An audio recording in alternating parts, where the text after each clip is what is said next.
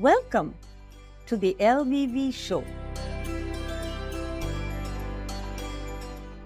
where trailblazers from all walks of life share their remarkable journeys to captivate, inspire, and empower us to take action. I'm your host, Lakshmi Venkataraman Venkatesan, founding and managing trustee of the Bharatiya, Yuva, Shakti Trust. For decades, I've seen purpose-driven entrepreneurs pursue their passion and reshape our world. So, let's dive in, shall we?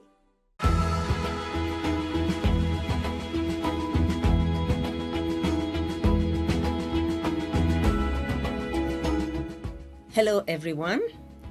Welcome to the podcast on empowering youth through entrepreneurship and mentoring. I am Lakshmi Venkataraman Venkatesan, the founding and managing trustee of Bharatiya Yuva Shakti Trust, BYST. BYST is a non-profit organization that supports the entrepreneurial dreams of the underprivileged youth of India. We've been supporting young people since 1992. The model itself, I was personally inspired by His Majesty, King Charles, at the time when I had discussions with him and he supported us and helped us start the program. He was, of course, HRH, the Prince of Wales. Since then, BYST has supported over 40,000 young entrepreneurs and who have created jobs for hundreds of thousands of people. One of the ways in which BYST has been able to support and reach out is through our collaborations and our partnerships, which is extremely important to us. Today, I'm sitting at the office of the City and Guilds, London, a very important partner since 2007. City and Guilds is, of course, more than a century and a half old, and they are present in over 100 countries. And they have thousands of partners. So it gives me special pleasure today to welcome Alan Howard. Hello, Alan. Hi, Lakshmi. Thanks for having me here. You're most welcome. And thank you for giving us the opportunity to come to your offices and to enjoy your hospitality in actually broadcasting this podcast. Today, I believe that we are going to not only share with our audience who and why we partnered with City and Guilds, but more importantly, what is our vision together for the future. So let's begin, Alan. I mentioned the fact that you are more than a century and a half old, and you have partnership in many countries, and you have been supporting young people and skilling them. You are in many ways extremely essential to employers in terms of what they do. Tell us more about what City and Guilds has been up to all this time. Wonderful. Thank you. And it's great that we've got so much in common in terms of our organisational purpose. So from a City and Guilds perspective, we're actually a registered charity. Not everybody is aware of that. And everything that we do aligns to our organisational purpose, and that purpose has not changed for all that time, nearly 150 years, and that's to help people and organisations and economies to develop their skills for growth. As well, City and Guilds is a Royal Chartered Institute, and we really benefit from our royal patronage. We've actually had that since our inception. Mm-hmm. And our current president is Her Royal Highness, the Princess Royal, which is fantastic for us. We have a really close association with her.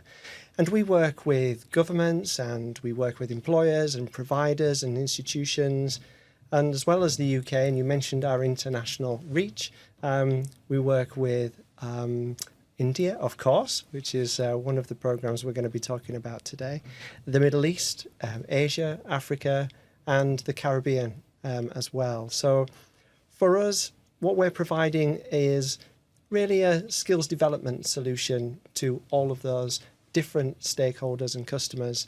That can include qualifications, but also recognition services, such as actually the accreditation scheme that we'll be talking about a little bit further in the podcast. So with what we're seeing is that increased demand and appreciation for those kind of recognition schemes that create that loyalty and create a benchmark to be measured against for skills excellence that helps people to achieve their ambitions in their careers. That sounds very interesting and actually touches upon a very important point, Alan, which is the recognition Absolutely. and the appreciation, which you said. I remember, just to go back to an interesting anecdote, when I began this program and set this up in India, I had mentors myself. And of course, one of the most important mentors was J.R.D. Tata, who is the doyen of Indian industry. And at the age of 83, he agreed to become the chairman, the very first founding chairman of our organization. Wow. And one of the things he told me, Alan, was, Lakshmi, what I appreciate about the vision and mission of BYST is that as an industry leader, you didn't come to me and ask me to write a check and ask for money. You said you want to find mentors. You wanted to find people from industry who could handhold the young people. And then he very humbly talked about how he had been a mentor to a couple of young people in his heyday, in his earlier days, and how much they had appreciated and supported it. So you're absolutely right. The appreciation and the recognition of these people who have volunteered, and we have over 20,000 mentors in India, is extremely important. And I must say at this point that the way in which mentoring is structured in India is that in addition to skilling our entrepreneurs, the young people, we have specifically, right from the beginning, made a conscious decision to treat mentoring, which is in some sense like training the teacher or training of the trainers, to treat mentoring as a very important component of the growth of the young entrepreneur. And therefore, when we talk about mentoring, we said it's one thing to just give a booklet and say, okay, these are the principles of mentoring. Go ahead and become a mentor. Very often that is the approach to mentoring, especially volunteering mentoring that is taken, because people feel like you're taking the experts off the field and you're giving them the, a certain guidelines. We asked our mentors at the early stage, what is it that, why are you doing this? Why are you supporting the entrepreneur? And what is it? It should be a quid pro quo. In other words, they give of themselves to the entrepreneur. In turn, what do they feel they're getting back? And you know what they said from the beginning? They said, we would like to be supported and trained ourselves in a very structured manner so that we believe at the end of it, we have gained specific skill sets. Absolutely. And the second thing which they said was, it is a matter of pride for us to feel that we are part of a larger cohort. That is when we said, okay, so then accreditation and recognition, as you said, is an important part. And then when we started looking around, City and Guilds stood out. So that is why back in 2007, we made a conscious decision to take the mentors, and however much of an expertise or irrespective of their age, in other words, people who are mentors at the age of 60 who volunteer, or someone who is 25 and volunteers, all go through the same program, and they all get the same certification from City and Guilds London. And so you're absolutely right. Recognition and appreciation is valued a lot. I think that's so important, what you were just describing in terms of that standardized approach, so that everybody is gaining those same skills. And for mentors, it's so because they're gaining so much as well from being a mentor, but just having that standardized approach that's recognizing where a kind of benchmark of where they're at and their skills, and giving them confidence as well in the approach that they're taking with the mentees, and obviously the mentees are going to be gaining their own skills, which is hugely important to both our organisations. But from a mentor perspective, I think that recognition approach, which is why we were so proud to work with you on the accreditation scheme, aligning the very great quality work that I think actually you had from your mentors, didn't you, at the beginning, feeding into the program and the development of the program. No, that's a good point, because if I recollect way back in 2006 when we began this conversation with City and Guilds, many of your people came over to India and they attended some of our training programs. And so the content and the sort of the orientation came from the grassroots, from the mentors themselves, from the bottom up. And I must appreciate again City and Guilds for taking that initial step, because while you've been there for a century and a half training young people, I believe this was the first time that you had taken the step to accredit and recognize a training of the trainers, of the mentoring program. Absolutely, and that's evolved now into our recognition services, as I mentioned earlier, that the demand for that, where of course we deliver our own qualifications, or where we've got the expertise, but for organisations such as yourselves, you have the expertise in that delivery, and as that came from your mentors feeding into the development of the program, and what we brought to the to that solution was benchmarking that against our 150 years of experience in skills development, and making sure that it meets those quality controls, so that we're comfortable for BYST to have that alignment with City and Guilds, and that the mentors gain an internationally recognised certificate that they can take forward, and also feel that connection with the community of mentors that you just described. It's interesting that you should say that internationally recognizable certification.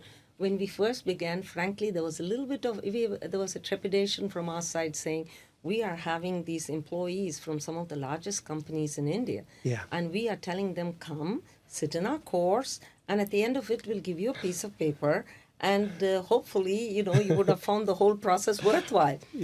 It's amazing, Alan, how many people and how many mentors have proudly displayed this certification behind them in their office district. So when you go and visit many of our mentors, there sits, mentor of such and such a year in such and such a course, and it says BYST and City and Guilds. So that's wonderful to hear. That appreciation and recognition of what it means to them, the value for the learner. It just aligns back to what we're all about as an organisation, and our purpose that I mentioned at the beginning of the podcast. So that's wonderful that it's so appreciated, and it's helpful. It's helpful for them. And next time you visit India, if you have the time, I will take you to some of the most remote locations in Orissa or in Jharkhand, in some of the smaller states, where this certification is being given to some rural mentors. Right. And therefore, for them, it means even more. Yeah. And so I think that, in a way, you would see the name of City and Guilds and BYST collaborations reaching out not just to the top tier or the cities, or even down to really the village level. And I think that is almost a first. Yep, that is wonderful. I'd love to see that. So yes, you should come and see it. Thank you for that. And wonderful that that recognition is reaching so far and wide, and we're very proud to be associated with BYST for this particular program as well, because not only is it providing that support to the mentors, it's also then having an impact on the mentees. Absolutely. So valuable. In fact, that leads me to the second point, which is our collaboration, which started, was not only unique in the fact that City and Guilds were now certifying the trainers rather than the trainees, in the sense, the mentors. Yes. But another way in which, as we have already mentioned so far, is this is a course that was not designed in a classroom and then taken to the Yes. audience or taken to the students and clients or mentors in this case, this course itself developed from the bottom up. So in both aspects, I think both organizations should take pride in the fact that we have all collaborated together with the mentors to make this happen. That makes it more meaningful. Absolutely. To them. And they know best. Because they know best. they're Absolutely. The ones that are Yes. delivering, have the experience, Right. and being able to bring that all together to create the Yes. training program that Yes. you've developed and have been running so successfully. Right. And then to have that benchmarked and recognised by City and Guilds Yes. just creates a really fulfilling training program. And believe me, there are some of the mentors that we have trained who we have had to, City and Guilds is of course well understood in the cities and the larger places, but sometimes when you go to the rural areas, very often we are introducing ourselves Yeah. and the City and Guilds and the certification. So, All in one go. yes, all in one go, right. The interesting part is that in some sense, we have had a track record in India. But given that BYST also has a number of international collaborations, and I remember way back in 1990 when I first heard of the program from His Royal Highness and went back to India. I mean, I had no clue what this program, how it could work and flourish in India. And we have been very fortunate that the Indian industries such as Mr. Rahul Bajaj of the Bajaj Auto fame and Mr. J.R.D. Tata, as well as our current chairman Subodh, all of them have been stalwarts and mentors in themselves to industry at large in India. And therefore, when their names get associated and they support the Indian program, it has much value. But having said that, the India program also became the model for at least now 46 other countries in which a similar setup of supporting entrepreneurs and mentors is happening. But each of them have their own approach to mentoring, which is not always as structured as this. It sounds like they've taken that inspiration from how you've set your scene and how you've put the infrastructure, and then that's been able to be Right. to be replicated. Well, since my inspiration itself came from His Royal Highness, and in turn, in India, we were able to show that in a completely different environment and in a completely different setup, it could function. It can still work. Yeah, it can still work. You're right. But so we have had that kind of a history and a path. And of course, City and Guilds is present in 100 countries. The question is, how do we take this very successful experiment, if I may say so myself, something which has been valued by, as I said earlier, over 20,000 mentors. How do we scale this? Because within India, we have an ambitious plan of making 20,000 mentors into 200,000 mentors. We can do it. Yes, we can do it. Yes. Definitely. That is one part that I believe is we know the pathway. But another interesting thing is that how do we take this concept of supporting educators, trainers, mentors, and take it to other countries around the world? What are some of your thoughts on this? I think it's such a good model, what's working for you in India at the moment. I see huge opportunities for us to work together and collaborate on how we can advance that, because we work in very similar environments in terms of the government, industry, Yes. Who would support and really appreciate such a innovative scheme. We've got I mentioned earlier some of the countries that we work in. A couple of areas of focus for us are the Middle East and also the Caribbean, and especially where there's a skills migration route where individuals are looking at opportunities to progress their careers, whether that's the mentors or the... How long has the program in the Middle East been going on? Oh, we've been operating in the Middle East for a number of years, maybe over 20 years. Wow. Yeah, Right. so we have some really good relationships at different government departments and also some very large global employers in the Middle East. And I think that would be a really good focus area for us. We're focusing there very strongly already, but I see that we could look at how that might be the first destination for us to look at together of how that might be able to be explored in future. Yeah, that's very interesting because the Middle East, we also have had some experience of working with entrepreneurs in the Middle East, and it'll brilliant. be amazing the similarities. Yeah. And we have had countries from the Middle East come and visit us. Israel has visited us, and a program in Syria way back had visited us, and so on and so forth.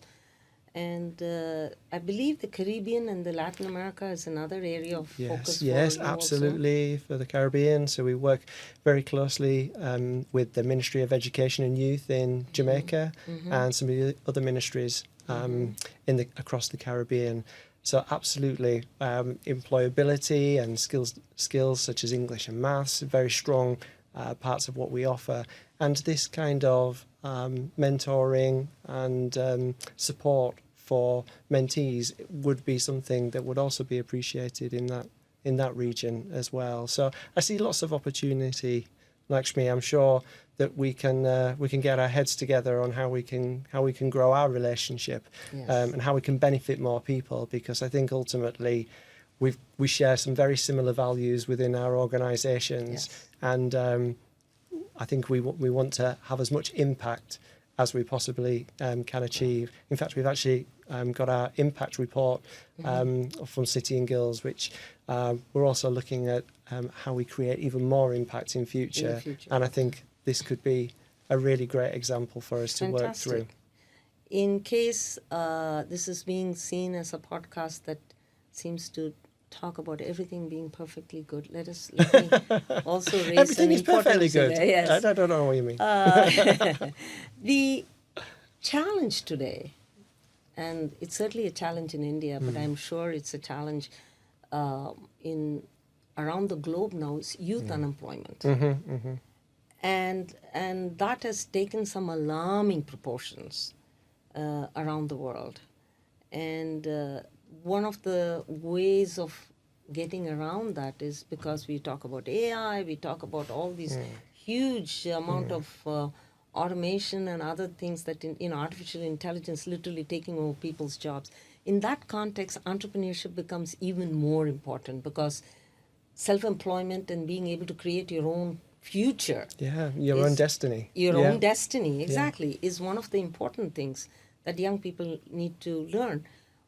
How much of City and Guilds skill building is oriented towards entrepreneurship? Because to some extent, mentoring is the other side of the coin. When you have to teach people how to create your own business, you need someone to guide them, and therefore then comes the mentoring.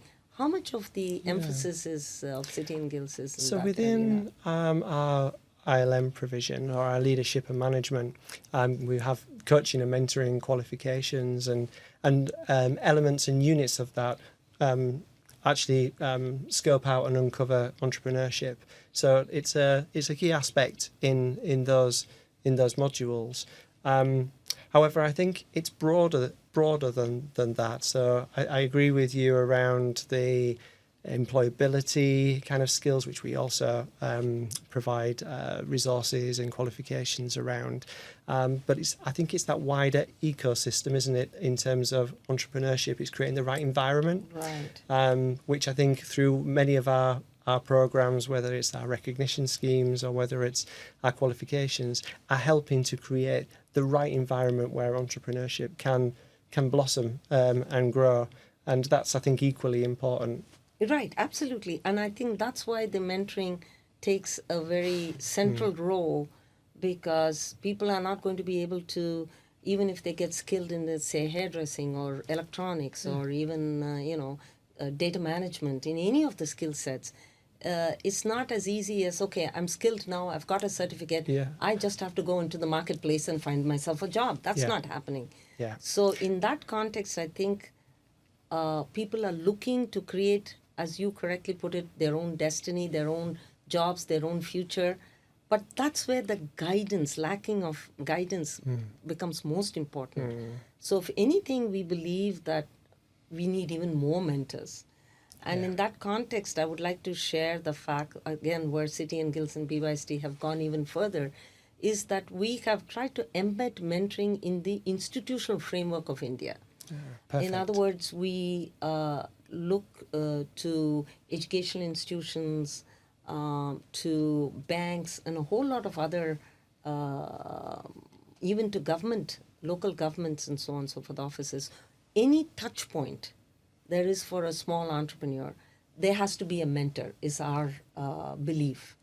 And in all of those places, our collaborative model has been established with the certification. So now if you go to the State Bank of India, one of the largest banks within India and the fourth largest in the globally, you'll find mentors there sitting with the City and Guild certification of BYST's entrepreneurship, mentoring program.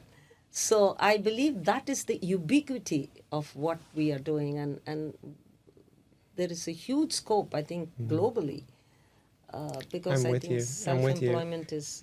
and embedding that, right, at every level, I think really will help to create those opportunities where ultimately we can benefit the youth and their progression pathways.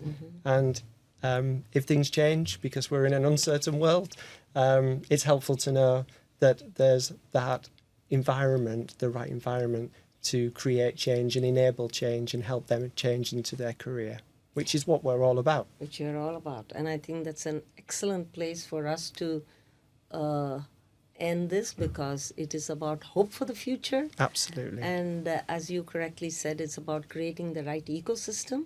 So, Alan, the next podcast for us is going to be either in Jamaica or choose a place in the Middle East. Or the Middle East, Dubai. Let's go with Dubai. Okay, that's where our next podcast would be. Thank you all very much. I hope you have enjoyed our conversation here together, and there's many more to come. Thank you.